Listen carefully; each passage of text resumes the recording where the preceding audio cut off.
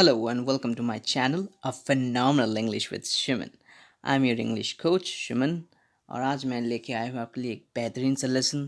थोड़ा लेट है वीडियो, मैं माफ़ी चाहूँगा, पर वीडियो शुरू करने से पहले एक लाइन से शुरू करना चाहूँगा। कुछ ऐसा है।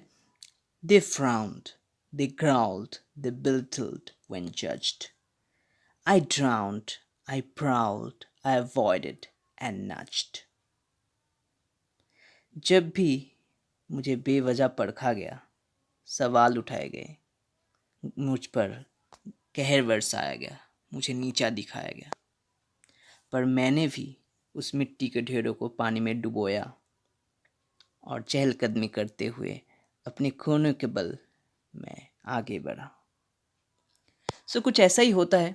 हम पे काफ़ी सारे सवाल उठते हैं जब भी हम लाइफ में आगे बढ़ने की कोशिश करते हैं, या कभी थोड़ी बहुत अनसक्सेसफुल हो जाते हैं और लोग सवाल करने लगते हैं कि क्या हुआ, कैसे हुआ, या फिर तुमसे तो नहीं होगा, हमने तो कहा ही था।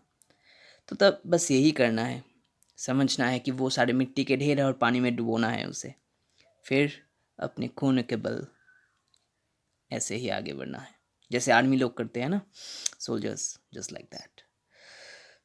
बहुत हो गया ज्ञान। तो आपको तो पता ही है मैं कोई ऑथर राइटर वगैरह हूँ नहीं, कभी कभी थोड़ा बहुत लिख लेता हूँ, आप लोगों के साथ शेयर कर लेता हूँ, राइट। पसंद आए तो ज़रूर आगे बढ़ाना, right. moving on to the lesson today, that is positive traits vocabulary. Positive traits होता क्या है वैसे? Positive traits मतलब होता है जो पॉजिटिव क्वालिटीज़ हम लोगों में होते हैं, है ना। तो ये जो लेसन्स हैं, मतलब एक और लेसन आने वाला है इसके बाद। ये जो लेसन्स है मैं खासकर एक इंसान के क्वालिटीज़ के ऊपर बनाना चाह रहा हूँ।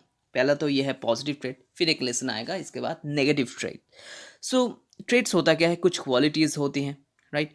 जब हम किसी आदमी को डिस्क्राइब करते हैं, किसी इंसान को डिस्क्राइब करते हैं, मेल हो फीमेल हो कुछ भी हो, एक तो हम उसके जो एक्सटीरियर्स, मतलब जो भी बाहर से वो दिखते हैं, राइट, उसे डिस्क्राइब करते हैं, राइट। जैसे कि कैसी शक्ल है, सूरत है, ये वो तो फलाना ढिमकाना कुछ भी हो चलेगा, बट जो एग्जैक्ट मोस्ट इंपॉर्टेंट क्वालिटीज़ है वो तो इंसान के अंदर छुपी होती है, हम सबको पता ही है। दोज आर पॉजिटिव ट्रेट्स और पॉजिटिव क्वालिटीज़। आज हम सीखेंगे कैसे किसी की क्वालिटीज़ को हम कैसे उसे बयां करें, कैसे उसे फाइंड आउट करें, या फिर क्या बोले, अगर किसी में ये क्वालिटीज़ है तो कौन सा वर्ड हमें यूज़ करना चाहिए। तो आज हम सीखेंगे how to describe a person, right from his qualities, right from the how he or she is personally, right. That's how it goes. Moving on to the first thing that we have, that is adaptable, right. सबसे महत्वपूर्ण ये जो मेरे ख्याल से quality है वो है डिसएडेप्टेबिलिटी। इसका मतलब क्या होता है? अगर कोई इंसान एडेप्टेबल है, मतलब वो किसी भी सिचुएशन में एडजस्ट कर सकता है, वो अपने आप को ढाल सकता है किसी भी प्रॉब्लम के साथ, किसी भी सिचुएशन के साथ। One who can adjust anywhere, so that's how the meaning goes. One who adjust, जो खुद को एडजस्ट कर सके खुद। Mr Dikshit is such an adaptable man. So Mr Dikshit क्या है? एक एडेप्टेबल आदमी है, मतलब किसी भी प्रॉब्लम में खुद को ऐसे ही वो ढाल लेते हैं, मतलब कोई भी सिचुएशन को फेस कर सकते हैं, ऐसी उनकी मानसिकता है। Okay, so moving on to the next. Adventurous, yeah, that's another good quality, because life काफ़ी हद तक कई बार क्या है, सीरियस हो जाता है, तो हमें एडवेंचरस होना चाहिए ताकि हम उससे बाहर निकल सके, कुछ अलग कर सके। क्योंकि हम अगर एक ही तरीके का काम करते रहते तो एक मोनोटोनसनेस आ जाता है, एक बोरियत आ जाता है, बोरिंग सा लगने लगता है हर चीज़। तो क्या है, ये एडवेंचर रहना बहुत ज़रूरी है ताकि हम कुछ अलग कर सके, कुछ डिफरेंट कर सके, या फिर एटलीस्ट खुद को बहला सके। Someone who loves new things, places and thrills, जो किसी को मतलब कोई चीज़, मतलब अच्छी अच्छी नए नए चीज़ें पसंद हो, प्लेसेस, थ्रिल्स, कुछ भी हो सकता है। ऐसा नहीं है कि कोई आदमी अलग सा कपड़े पहने हर रोज़ तो वो एडवेंचरस हो गया, या फिर अलग जगह ही जाना पड़ेगा तभी एडवेंचरस हो पाओगे, ऐसा नहीं। अपने काम में भी अगर कोई नए नए चीज़ों का इंटरप्रिटेशन करता रहे, या फिर उसको यूज़ करता रहे, एक्सपेरिमेंटेशंस करता रहे, हो सकता है तभी वो अपने एडवेंचर को वहाँ से खोज निकाले। दिशा इज़ फेयरली एडवेंचरस, एक एग्जांपल मैंने दिया है यहाँ पे। दिशा एक एडवेंचरस वुमन है, वो काफ़ी हद तक एक्सपेरिमेंट करती रहती है अपने वर्क के साथ, right.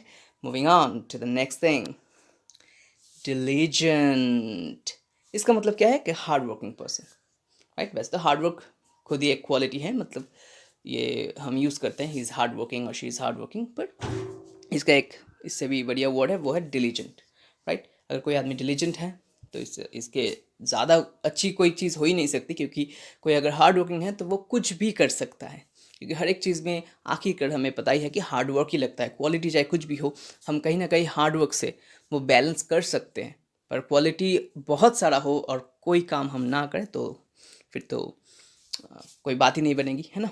So diligent, a person should be diligent. Tanu is such a diligent person, as you know, so that's how it is.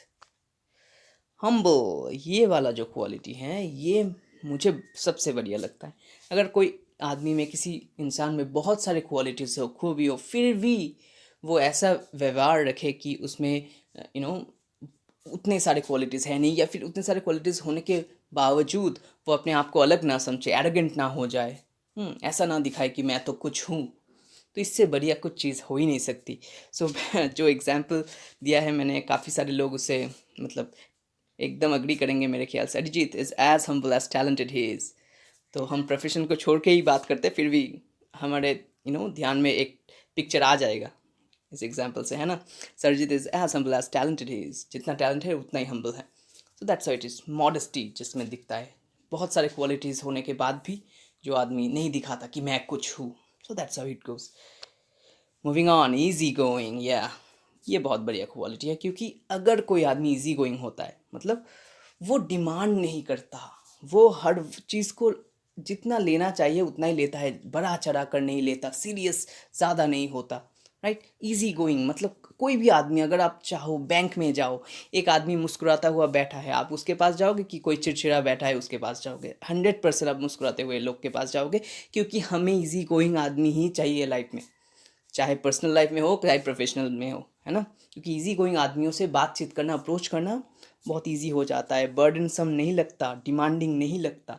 So mister Frank is such an easy going person, देखो नाम में ही Frank है। So that's how it is, easy going, है ना। ये बहुत बेहतरीन एक क्वालिटी है, दो वर्ड को जोड़कर ऐसे बनाया गया है, easy going, right. Easy going का मतलब यही होता है कि जो बहुत ज़्यादा अप्रोचेबल हो, फ्रेंडली हो, ज़्यादा कुछ डिमांड ना करे, ज़्यादा कुछ बड़ा चढ़ा कर ना दिखाए कुछ चीज़ को, चिड़चिड़ा ना रहे। कंपैशनेट, ये तो बेहतरीन सा क्वालिटी है। सो कंपैशन का मतलब क्या होता है? जो आप अगर किसी और के दर्द, दुख और प्रॉब्लम को समझे, राइट, आप अगर किसी और के प्रॉब्लम्स को समझ सके और उनको उनकी तरह ट्रीट कर सके, इसे कहते हैं कंपैशन, राइट। सो अगर कोई आदमी कंपैशनेट है, ये बहुत ही एक उम्दा ह्यूमन क्वालिटी है, right? Someone who can feel other sufferings and be considerate. So Simran is so compassionate to the unprivileged. सिमरन जो मतलब जिनके पास उतने सुविधाएं नहीं हैं, उन लोगों के साथ कंपैशन रखती है, उन लोगों की दर्द समझती है, right. That's how it is. Moving on, efficient, ये तो बहुत ही एक बेहतरीन क्वालिटी है जब आप वर्किंग फील्ड में हो। अगर आप टाइम वेस्ट ना करो और रिजल्ट ले आओ, इसे एफिशिएंसी कहते हैं। जितना टाइम आप वेस्ट कम करोगे, जितना आप फिजूल के जो भी कुछ हैं वो कम करोगे, चाहे वो खर्चे हो, चाहे वो टाइम हो, या फिर कुछ भी, मतलब जब आप रिजल्ट बहुत इजीली ले आओगे, इफेक्टिवली ले आओगे, उसे हम एफिशिएंसी कहते हैं, है ना। So he is too efficient to make any delay, वो बहुत एफिशिएंट है, कोई गड़बड़ नहीं करेगा, कोई ज़्यादा टाइम नहीं लेगा। Moving on to the next, enchanting, right. So अभी एन्चांटिंग का मतलब क्या है? एन्चांटिंग मतलब किसी के हमारे आसपास ऐसे कुछ पर्सनैलिटीज़ होते हैं जो बहुत ही मैग्नेटिक होते हैं, अट्रैक्टिव होते हैं, जिन्हें देखो तो बस देखते जाओ। ऐसा नहीं कि बहुत खूबसूरत लोग हो के बात मैं कर रहा हूँ, ऐसा नहीं है। अगर वो बहुत ज़्यादा खूबसूरत ना भी हो, बट किसी किसी की पर्सनैलिटी में ये चार्म होता है, वो जिस तरह से बात करते हैं, जिस तरह से आपसे कुछ भी कहते हैं, उनका जो चाल है, उनका जो जैसे घूमना फिरना, कुछ भी बहुत ज़्यादा अट्रैक्टिव लगता है हमें। हमेशा सूरत की बात हम नहीं करते इस फील्ड में।